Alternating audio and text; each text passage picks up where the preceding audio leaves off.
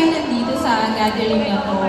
Kasi we should know kung ano yung essence talaga ng Christmas. Yes po. Ano ba yung purpose? Ano ba yung essence talaga? Ano ba yung totoong kahulugan ng Christmas? And walang iba kundi si Jesus Christ. Amen po ba? Sa lahat ng mga nag-agree. Palakpakan po natin ang Lord. So,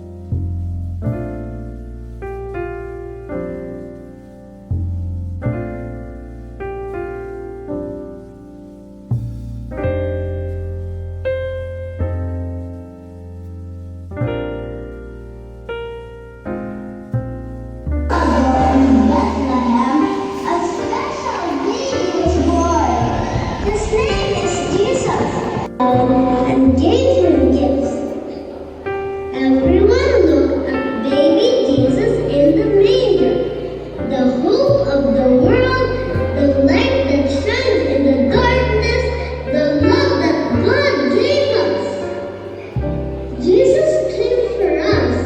He is our